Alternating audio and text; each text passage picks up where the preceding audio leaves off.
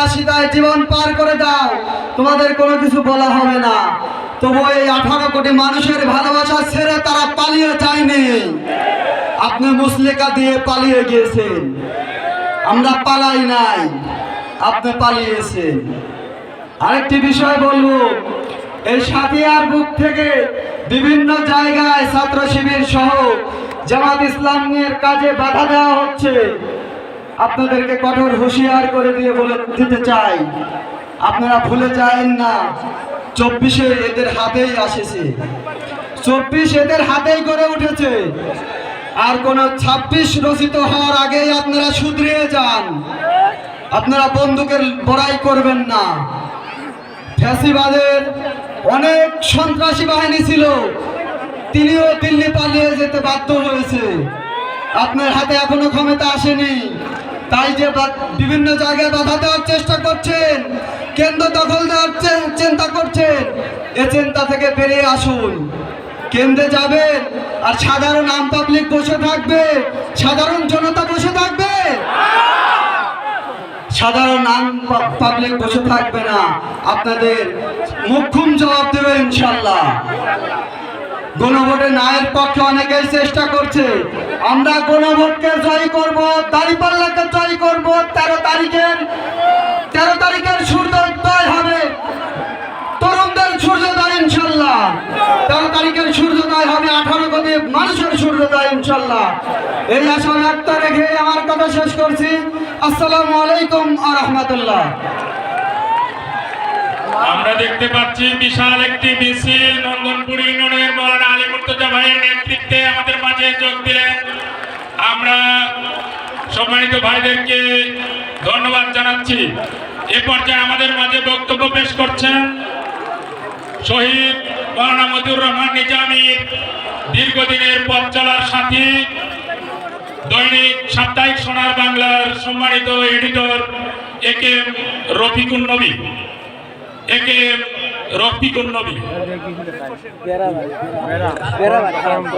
আসসালামু আলাইকুম ওয়া রাহমাতুল্লাহি ওয়া বারাকাতুহু।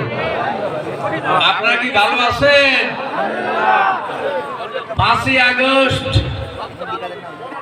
না আপনাদের পক্ষ থেকে আমি এবং আমার ছেলে জেলখানায় ছিলাম, অতএব জেল থেকে মুক্ত হয়েছি আপনাদের কারণে, আপনাদের বিপ্লব।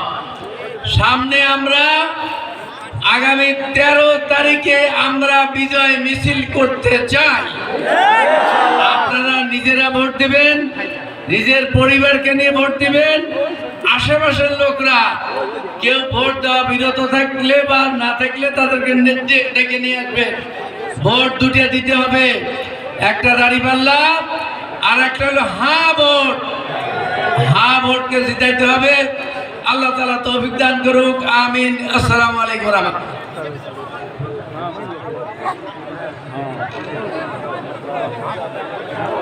ধন্যবাদ সম্মানিত মেহমানকে খুবই সংক্ষিপ্ত বক্তব্যের জন্য। এ পর্যায়ে আমাদের মাঝে বক্তব্য পেশ করছেন কেন্দ্রীয় মুক্তিযোদ্ধা সংসদের সম্মানিত সভাপতি ইঞ্জিনিয়ার মোসলেম উদ্দিন মহোদয়কে আমি বক্তব্য পেশ করার জন্য অনুরোধ করছি।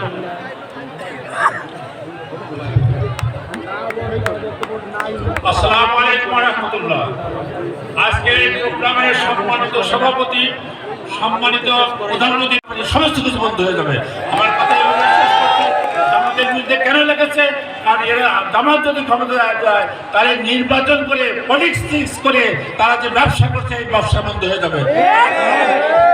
আসসালামু আলাইকুম। সম্মানিত উপস্থিতি, আমরা দেখতে পেলাম ধুলাউড়ি ইউনিয়ন থেকে বিশাল একটি মিছিল এসে আমাদের সাথে যোগ দিয়েছেন। আমরা সংগঠনের পক্ষ থেকে ধন্যবাদ জানাচ্ছি।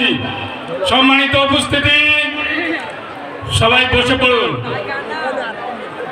গত সরকারের আমলে গত 15 বছরে তারা মিশন হাতে নিয়েছিল বাংলাদেশ জামাত ইসলামীকে ধ্বংস করে দেওয়ার জন্য।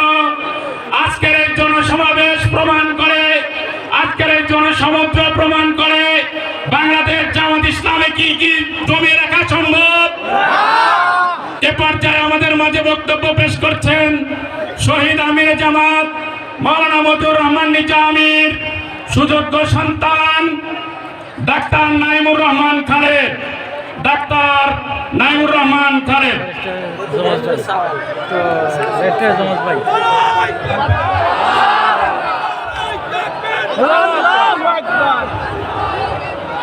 আলহামদুলিল্লাহ ওয়াসসালাতু ওয়াসসালামু আলা রাসূলিহিল কারীম ওয়া আলা আলিহি ওয়া আজমাইন। উপস্থিত সম্মানিত সাবেক এমপি এবং মন্ত্রী, আমার বাবার বয়সী এবং বাবার প্রিয় প্রতিপক্ষ ছিলেন এক সময়, কিন্তু এক সময় বন্ধুও ছিলেন, মেজর মঞ্জুর কাদের চাচা, শহীদ মাওলানা মতিউর রহমান নিজামীর সহযোগী বর্তমান নেতৃবৃন্দ, শ্রদ্ধেয় মুরব্বিয়ানে কেরাম এবং প্রিয় ভাইরা, আসসালামু আলাইকুম ওয়া রাহমাতুল্লাহি ওয়া বারাকাতুহু। শহীদ মাওলানা মতিউর রহমান নিজামী ওনার শেষ সাক্ষাতে বলেছিলেন, আমার শাহাদাতের বদলা হবে এদেশের মাটিতে ইসলামের বিজয়। আজকে জামাতে ইসলাম তথা ইসলামের পক্ষে দলে দলে লোকের এই যোগদান এবং এই বিশাল সমুদ্র প্রমাণ করে শাহাদাতের তামান্নায় এই শহীদ মাওলানা মতিউর রহমান নিজামীর ইচ্ছা আল্লাহ সুবহানাহু ওয়া তাআলা পূরণ করেছেন। প্রিয় ভাইরা, আমি যখন এখান থেকে আসছিলাম, এখানে দেখলাম অসংখ্য টেম্পু স্ট্যান্ড। এটা দেখে মনে পড়লো আমাদের শ্রদ্ধেয় বিরোধী দলের এক শ্রদ্ধেয় নেতা বলেছিলেন, তারা দখল করেছে টেম্পু স্ট্যান্ড আর আমাদের জামাত দখল করেছে বিশ্ববিদ্যালয়। প্রিয় ভাইরা, তাদের নেতৃত্বে বাংলাদেশ 5 বার দুর্নীতিতে চ্যাম্পিয়ন হয়েছিল। বাংলাদেশের প্রধান সমস্যা হচ্ছে দুর্নীতি। আপনারা জানেন, তাদেরই অধীনে আমাদের 2টি মন্ত্রণালয় আমরা চালিয়েছি। তারা বিগত তত্ত্বাবধায়ক সরকারের সময় দূরবীন দিয়েও 1 টাকার দুর্নীতি খুঁজে পায়নি। জামাত দুর্নীতির বিরুদ্ধে সততা এবং দুর্নীতির বিরুদ্ধে লড়াই করেছে, তাদের যোগ্যতা প্রমাণ করেছে। জামাত কখনো দুর্নীতি করে না। আপনারা জানেন, জামাতের যেসব প্রতিষ্ঠান আছে, ইসলামী ব্যাংক, ইবনে সিনা, তারা সততা এবং দক্ষতার সাথে দুর্নীতিমুক্তভাবে দেশের অর্থনীতিতে আঞ্জাম দিয়ে যাচ্ছে। জামাত ইসলামী বাংলাদেশের একটি বড় এজেন্ডা হচ্ছে দুর্নীতিমুক্ত বাংলাদেশ আমরা গড়ব ইনশাআল্লাহ। এই সাথিয়ার আনাচে কানাচে যেসব রাস্তা শহীদ মাওলানা মতিউর রহমান নিজামী করে দিয়েছিলেন, আজকে 20 বছর হয়ে গেছে, কিন্তু সেসব রাস্তা করা আর কোনো রাস্তা হয়নি। আমাদের প্রিয় ব্যারিস্টার নাজিব মোমেন যখন আবার যদি আপনারা নির্বাচিত করেন, আমাদের ওয়াদা এই রাস্তাঘাটকে উন্নত করে যা সাথিয়াকে একটি অর্থনৈতিক প্রাণকেন্দ্রে আমরা পরিণত করব ইনশাআল্লাহ। প্রিয় ভাইরা, বাংলাদেশকে বিগত স্বাধীনতার পর থেকে বিভাজনের রাজনীতিতে বিভক্ত করে একটি পার্শ্ববর্তী দেশের দালাল হিসাবে আমাদের শাসক গোষ্ঠী শাসন করে গেছেন। আমরা জামাত ইসলামের পক্ষ থেকে ঘোষণা করতে চাই, আমরা আর কখনো কারো দিল্লির গোলামি করব না ইনশাআল্লাহ। 24শে জুলাই যখন আমরা দিল্লিকে লাল কার্ড দেখিয়েছি, ঠিক তখনই এই চাঁদাবাজ গোষ্ঠী আবার আমাদের উপর জগদ্দল পাথরের মতো চেপে বসেছে। তাদের এজেন্ডা হচ্ছে এই বাংলাদেশে আবার দিল্লির এজেন্ডা বাস্তবায়ন করবে, দিল্লির প্রভুত্ব মেনে নেবে। আমরা তাকে প্রত্যাখ্যান করি। আমরা বাংলাদেশের সব জনগণকে একসাথে নিয়ে আমরা সোনার বাংলাদেশ গড়তে চাই। আমরা কারো দাসত্ব চাই না। হ্যাঁ, আমরা শ্রদ্ধাপূর্ণ সম্পর্ক চাই, কিন্তু আমরা কারো দাসত্ব চাই না। আপনারা জানেন, আমাদের শ্রদ্ধেয় প্রিয় চাচা মেজর মঞ্জুর কাদের আমাদের সাথে যোগ দিয়েছেন এবং বাংলাদেশে পার্শ্ববর্তী দেশের বিরোধী যারা আছেন, পার্শ্ববর্তী দেশের গোলামীকে যারা প্রত্যাখ্যান করেছেন, সেই জুলাই বিপ্লবীরা আমাদের সাথে আছেন। আমরা সবাইকে নিয়ে ইনশাআল্লাহ সোনার বাংলাদেশ গড়ব। প্রিয় ভাইরা, সময় খুব সংক্ষিপ্ত, আমাদের আরো অনেকগুলো এজেন্ডা আছে। এবং এগুলো আমি আশা করি আমাদের ব্যারিস্টার নাজিব মোমেন আপনাদেরকে খুব সুন্দরভাবে উপস্থাপন করবেন।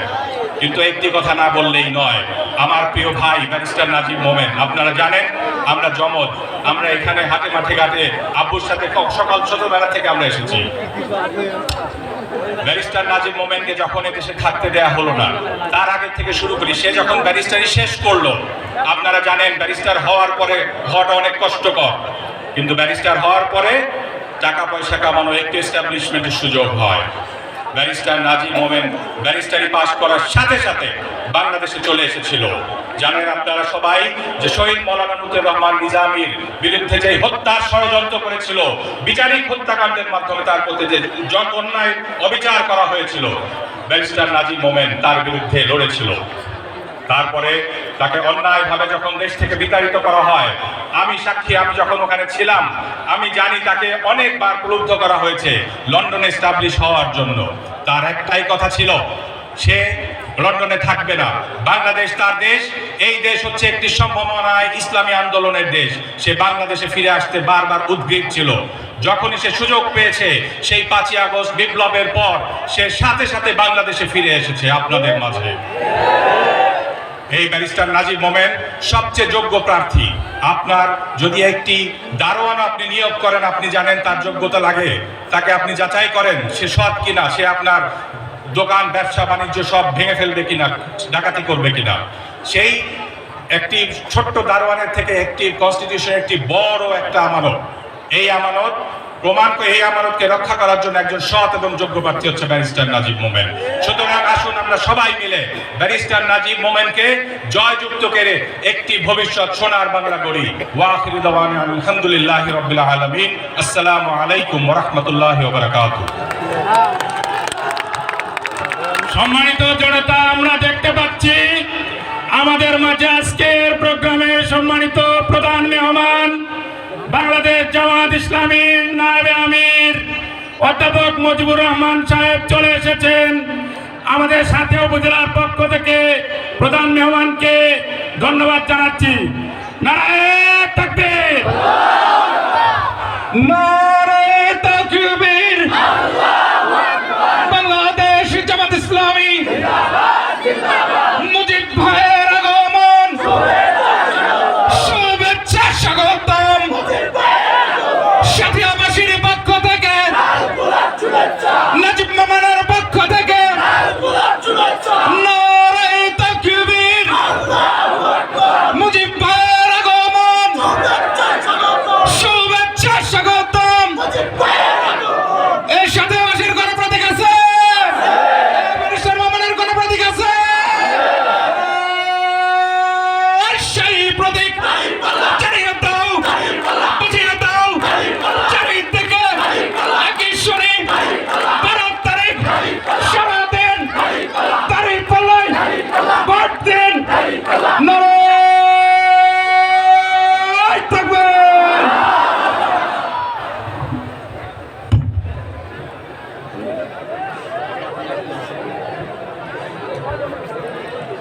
সম্মানিত জনতা,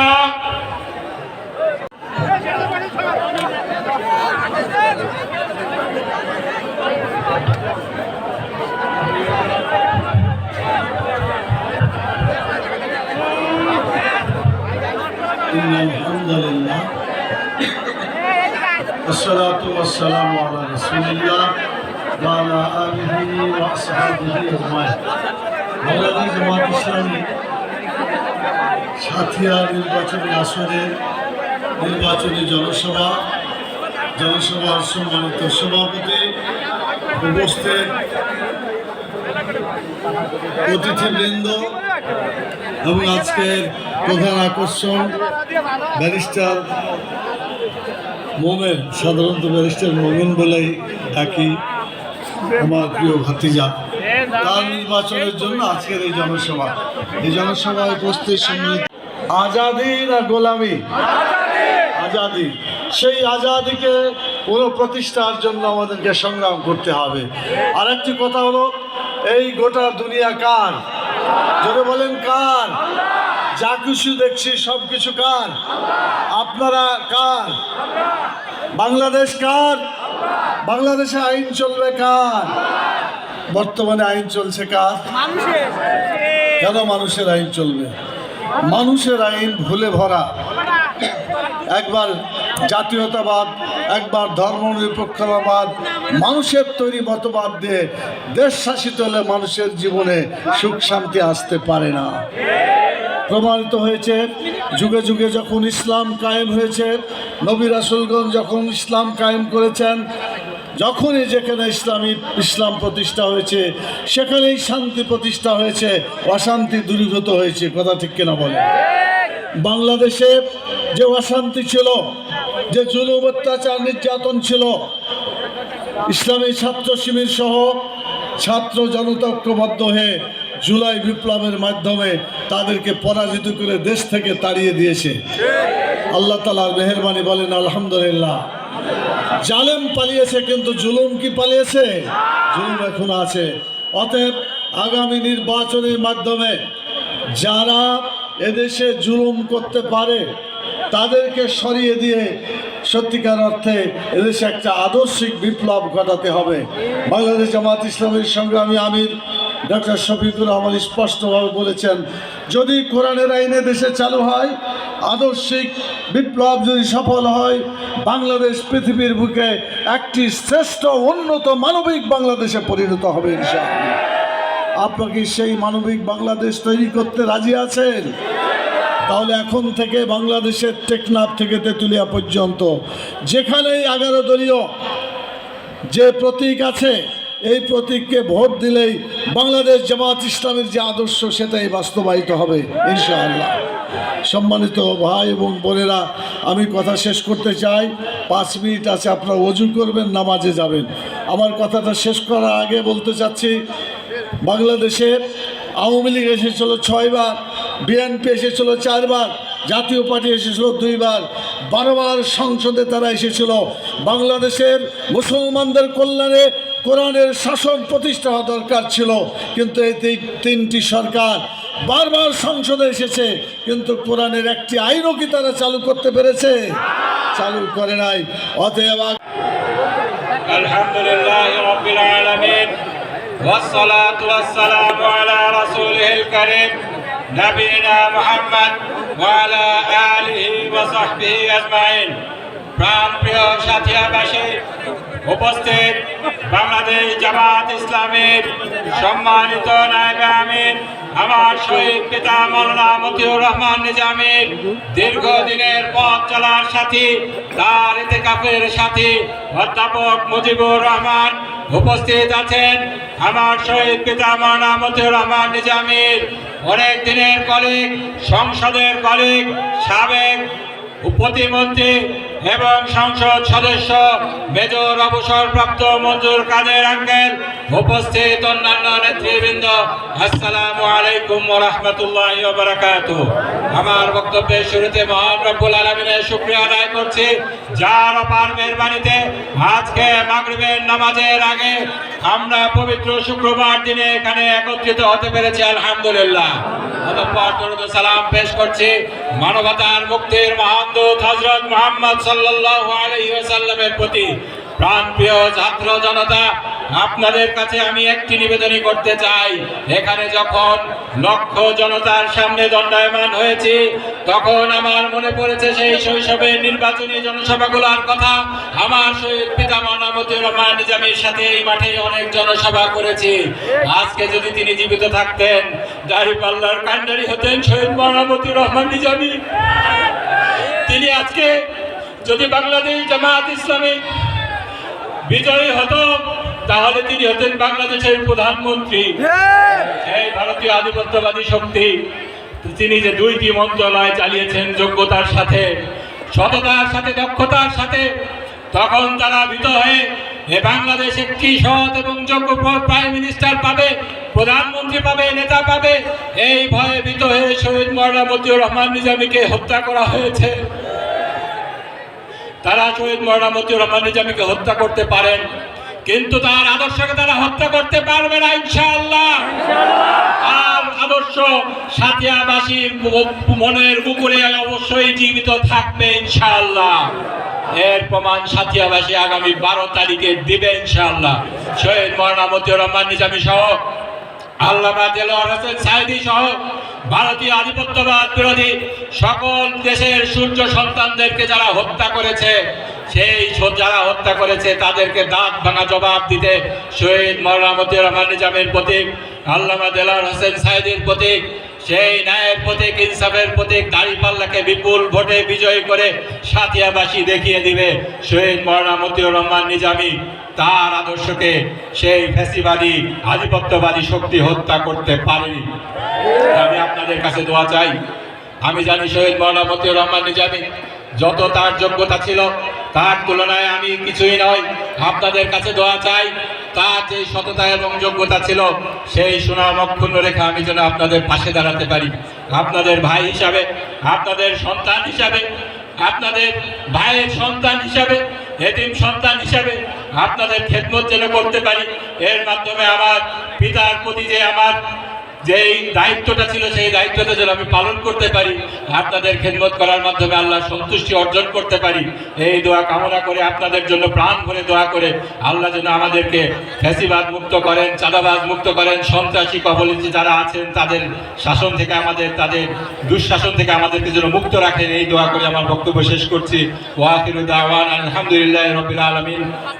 বাংলাদেশ জামাত ইসলামী জিন্দাবাদ, বাংলাদেশ জিন্দাবাদ, সাথিয়া জিন্দাবাদ। চলুন একসাথে করি আমাদের স্বপ্নের সাথী। আসসালামু আলাইকুম ওয়া রাহমাতুল্লাহ।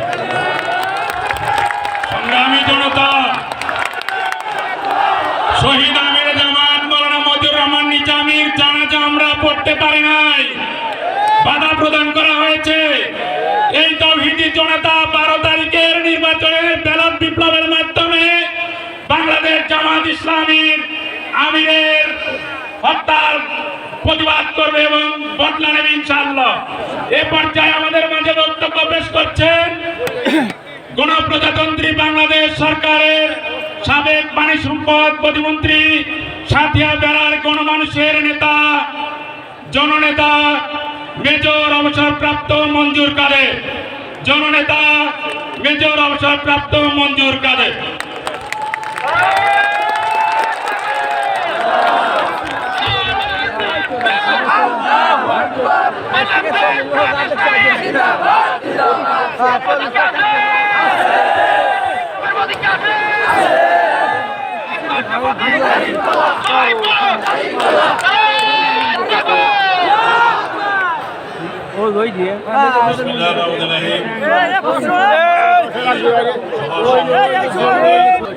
সাথিয়া নির্বাচনী এলাকায় 11 দলীয় জোটের এবং জামাতের নেতা ব্যারিস্টার নাজিবুর রহমান মোমেন, 11 দলীয় জোটের নেতৃবৃন্দ, কর্মীবৃন্দ এবং উপস্থিত ভাইরা আমার, আসসালামু আলাইকুম।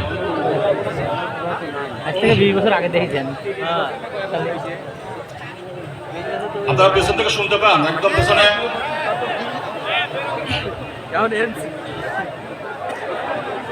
আমি আজকে এখানে উপস্থিত হয়েছি একটি মার্কার পক্ষে ভোট চাওয়ার জন্য। সেই মার্কাটা কি? এই নির্বাচনী এলাকায় এর আগেও আমি দাঁড়িপাল্লার পক্ষে ভোট চেয়েছিলাম, আপনাদের মনে আছে। আর আমার নির্বাচনে আমি ভোট চেয়েছিলাম সিরাজগঞ্জ 6 ধানের শীষের পক্ষে। এই মার্কার বিষয়টা আপনাদের পরিষ্কার হওয়া উচিত। আজকে আমার সামনে যারা উপস্থিত আছেন এবং আমার বক্তব্য শুনছেন, এর বাইরেও ফেসবুকের কল্যাণে লাইভে হাজার হাজার মানুষ শুনছে এবং আমাদের যারা প্রতিপক্ষ আছে তারাও ওই লাইভ উদ্গ্রীব হয়ে শুনছে আমি আজকে কি কথা বলে।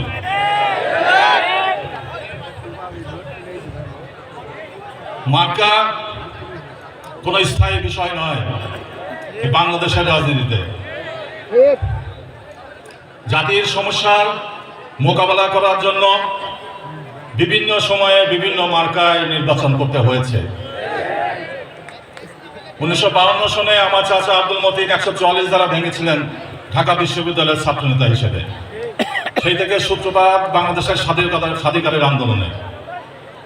1954 সনে যুক্ত ফ্রন্টের একটি নির্বাচন হয়। মনে আছে আপনাদের? মার্কা ছিল কি? মনে নাই? মার্কা ছিল নৌকা। সকলের স্বপ্ন ছিল এই নৌকা সকল সমস্যার সমাধান করে দেবে। সেই যুক্ত ফ্রন্ট সমস্যার সমাধান করতে পারে নাই। এরপরে 10 বছর অতিবাহিত যখন হলো, তখন আমরা চিন্তা করলাম যে একটি ঐক্য জোট করতে হবে। আজকে যেমন 11 দলীয় ঐক্য জোট, তখন 1966 সনে আমরা ঐক্য জোট করেছিলাম কম্বাইন্ড অপোজিশন পার্টি, ইংরেজিতে বলতো কপ। 1964 সনের ভোটাররা ছিল 80,000 বিডি মেম্বার। আমরা আমাদের প্রার্থী নির্বাচিত করেছিলাম কায়দে আজম মোহাম্মদ আলী জিন্নার বোন ফাতেমা জিন্নাকে, আর প্রতিপক্ষ ছিল আইয়ুব খান। সেই কবে অন্তর্ভুক্ত ছিল কারা? আওয়ামী লীগ, ন্যাশনাল পার্টি ভাসানের নেতৃত্বে, নিজামে ইসলাম, কাউন্সিল মুসলিম লীগ, আরেকটি পার্টি ছিল, বলতে পারেন নাম? সমস্যা তো এখানেই। কোথায় আপনারা আমাদেরকে বলবেন যে আমরা ভুল পথে যাচ্ছি, আপনারা ঠিক করেন নাই, আপনাদের মার্কা ঠিক নাই, এখন উল্টা আমাদের বলতে হয় মার্কার কথা। আরেকটি পার্টি ছিল এই লোকে, সেটা হলো জামাতে ইসলাম। ওরা বলে যে জামাতে ইসলাম নাকি আওয়ামী লীগের সঙ্গে কখনো একত্রে মিলে আন্দোলন করে নাই দেশের স্বার্থে, তাই বলো না? জামাতে ইসলামও ছিল। সে কপে আমাদের মার্কা কি ছিল? নৌকা, হারিকেন। নৌকা আমরা ভুলে গেলাম, আসলে হলো হারিকেন মার্কা। আরে জামাত ইসলাম তো হারিকেন মার্কার পক্ষে ছিল তখন, হারিকেন তো পরে আসলো। তারপরে সেই 1966 সনে এইটা ভোট প্রক্রিয়া শুরু হলো। 2রা জানুয়ারি 1965 সনে ভোট অনুষ্ঠিত হয়েছিল। আইয়ুব খান সেই নির্বাচনে কারচুপি করেছিল। তা আমরা আশাহত হয়ে আমরা দেখলাম যে ভোটেও আমাদের সমস্যার সমাধান হলো না। তারপরে আমরা আমাদের পথে, বিভিন্ন রাজনৈতিক দল বিভিন্ন পথে আন্দোলন সংগ্রাম শুরু করলো, সংগঠন শুরু করলো। আমি ব্যক্তিগতভাবে এবং আমার যারা রাজনৈতিক বন্ধু ছিল, সহকর্মী ছিল, আমরা স্বাধীন জনগণতান্ত্রিক পূর্ব বাংলা ঘোষণা করলাম। আমাদের জনগণের রণকৌশল ছিল সশস্ত্র গেরিলা যুদ্ধের মাধ্যমে পূর্ব বাংলার স্বাধীনতা অর্জন করতে হবে।